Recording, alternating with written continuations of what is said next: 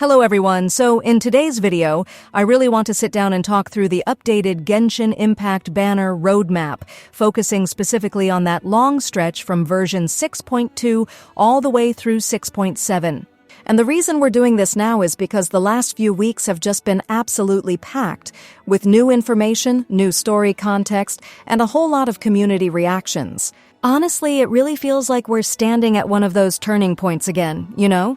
A moment where the way HoYoverse structures its banners, how it designs characters, and maybe even its entire balance philosophy might be shifting right before our eyes. As always, I have to give the big disclaimer. Remember that none of this is confirmed until we see it officially in a special program.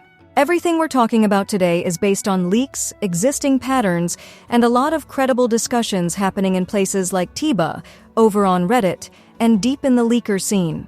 But when you start to connect all those dots, the picture that it paints is surprisingly coherent, and I've got to say, it's kind of exciting. Before we dive into 6.2, looking for the best way to recharge in Genshin Impact? Lootbar.gg is the smarter choice. It works exactly like the in-game top-up, but it's way cheaper. New users get 5% off with the link in the pinned comment, and existing users get 3% off. Lootbar also has special deals on crystal packs, including the 6480 bundle, and even an all-in-one package with everything you need. See this? The regular $100 pack only costs $82 on Lootbar. The process is simple and secure. You don't need your password or login. Just enter your UID, pick your server, choose your pack, and your crystals are delivered in seconds. Players around the world trust Lootbar because it's fast, safe, and affordable. So don't waste your money, click the link in the description or pinned comment, and start saving on your top-ups today.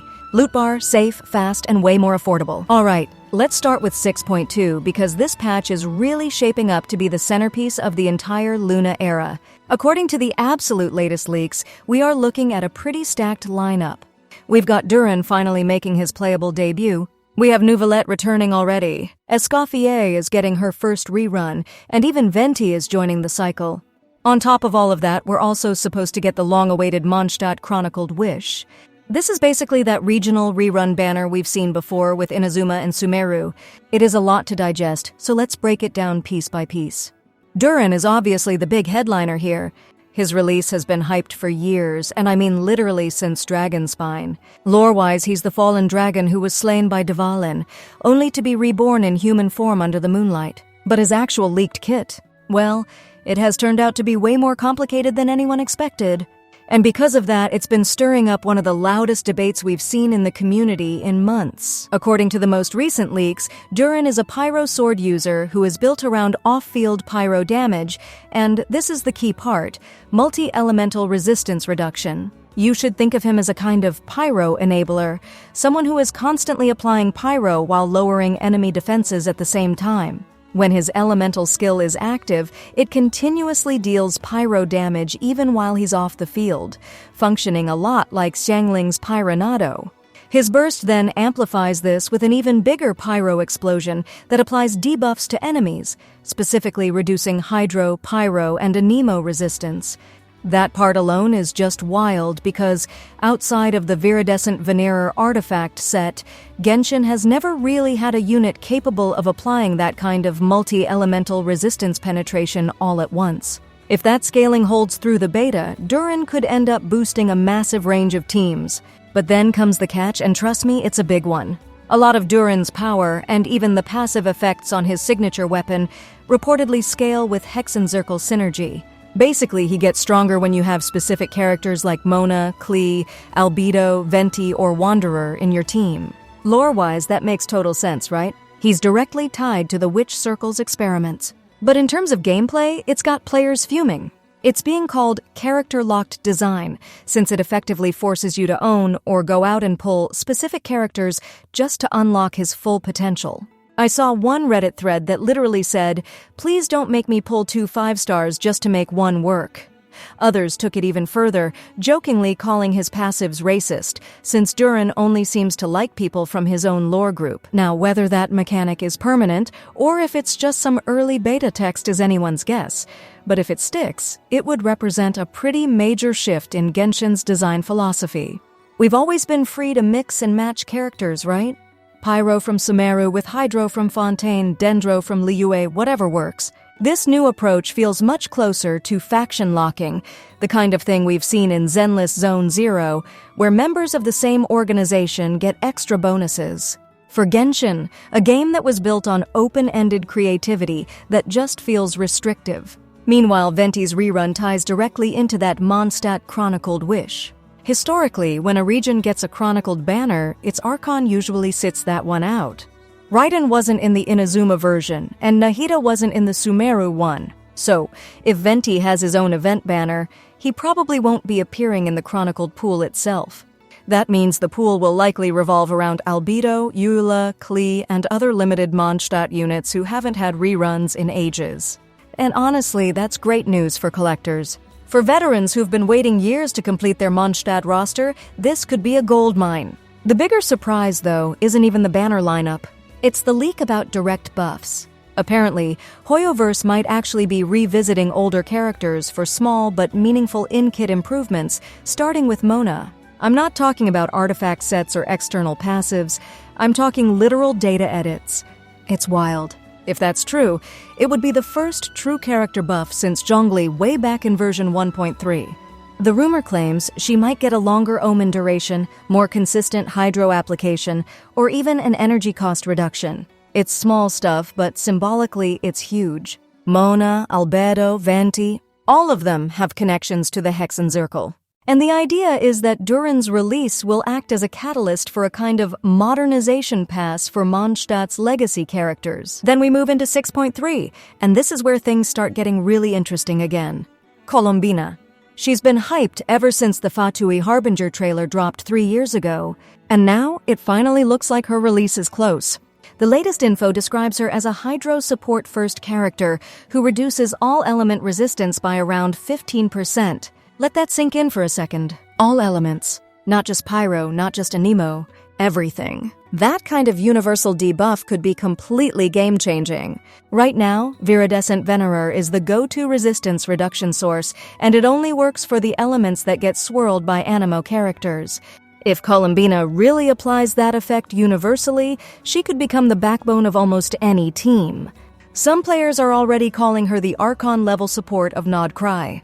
Lore-wise, 6.3 might also introduce the White Horse Immortal, a mythic figure from Liyu's ancient legends who fought during the Archon War and is mentioned in several in-game books. The rumor is that she could appear during Lantern Rite, possibly even as a temporary story character rather than being immediately playable. That sounds a little out there, but ImpactVerse has used festival events to debut big lore figures before, so it's not impossible. Now, moving into 6.4, we finally get to talk about Varka. And wow, the community reaction when he appeared during the Luna 2 special program was just pure chaos. This is a character we've been waiting for since launch, the Grandmaster of the Knights of Favonius, Razor's mentor, a Mondstadt legend. And the moment he stepped on screen, everyone collectively screamed. The design just nailed it. Taller proportions, broader shoulders, realistic armor. For years, players have wanted more mature male models, and ImpactVerse finally delivered. The memes were instant. Those thighs could crush a Hillicurl. Under all the jokes, there was genuine hype. Varka's reveal really felt like Genshin stepping into a new generation, visually. As for gameplay, credible sources describe him as an Anemo Claymore who focuses entirely on raw Anemo damage rather than reaction setups. Think of him as a frontline bruiser, almost like a Claymore version of Shao or Wanderer, but built for sustained on-field combat. That's interesting because right now, most Anemo units rely on swirl or burst setups. A pure Anemo damage dealer could finally diversify that roster. Some theory crafters are already pairing him with Durin conceptually, since Durin reduces Anemo resistance, meaning Varka could directly benefit from those debuffs. Lore-wise and gameplay-wise, they're a perfect mirror. The Fallen Dragon and the Unwavering Knight, both tied to Mondstadt's past, now fighting under the same moon. The Varka is standard banner panic, by the way, seems to have been a misunderstanding. Early leaks from Duma Leaks suggested it, but follow-ups clarified that the source simply misread older lore drafts. The updated info says Varka is still fully limited, which just makes sense. ImpactVerse has never thrown a multi-year hyped character into the standard pool. They reserve that for smaller surprises, not long-awaited icons. After that, things start to get a little more speculative. 6.5 is rumored to introduce a few new 4-stars, including one named Iluga, who is supposedly not hydro or cryo. That stands out because those two elements have really dominated recent updates. If that's true, it could help diversify team building again. Then in 6.6, we're expected to finally meet Nicole, another member of the Hexenzirkel. She's been teased for ages and might expand on those Witch faction gameplay bonuses. If Hoyoverse really leans into this system, we could see them formalize faction-based passives across teams by then. And then we hit 6.7. Sandrone. According to HXG and Full Stop Chan, she's not just playable, she's what's called a main focus character. Basically, that means she's one of the marquee units of the entire Nod Cry arc, on the same level of marketing push as someone like Raiden or Farina. Her leaked reaction is called Lunar Crystallize, which instantly had people both screaming and memeing at the same time. If you've played long enough, you know Crystallize has always been Gio's weakest mechanic. It creates small shields that don't scale into any real damage. But the implication here is actually really exciting, because if it's Lunar Crystallize, it means it's a new version of that reaction, probably exclusive to Sandrone, that turns shield generation into something more offensive or dynamic. That also basically confirms she's a Gio character, and that alone is big news. Gio hasn't had a fresh major 5-star since Navaya, and the element has been struggling for meta relevance. Sandrone being Gio and a main focus unit means Hoyoverse might finally be ready to breathe life back into that element. Thematically, it fits her too. The Marionette Harbinger, master of mechanical constructs, wielding an evolved crystallized reaction tied to her automaton puppet. It just sounds right.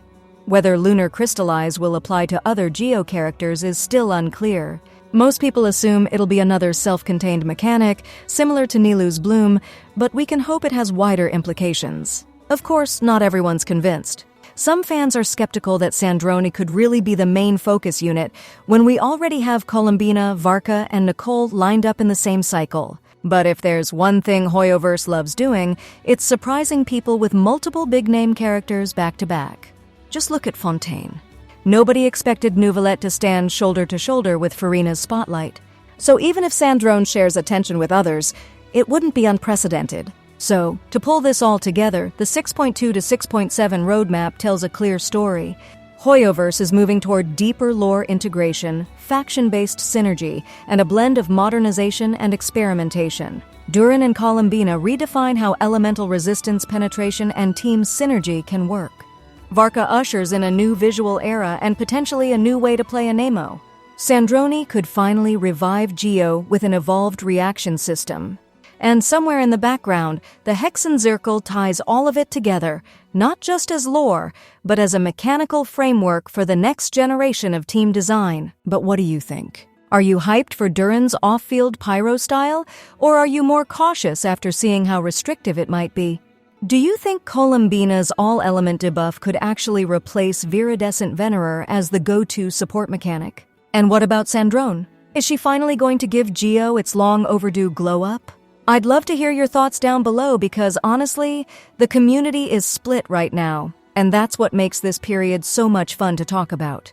Anyway, that's going to wrap up this breakdown of the updated 6.2 through 6.7 banner roadmap. If you want to stay on top of how these leaks evolve, especially as we head into beta for Durin and Columbina, make sure to subscribe so you don't miss the next deep dive. There's a lot still to uncover, and if this cycle is anything to go by, the next few months are going to be wild.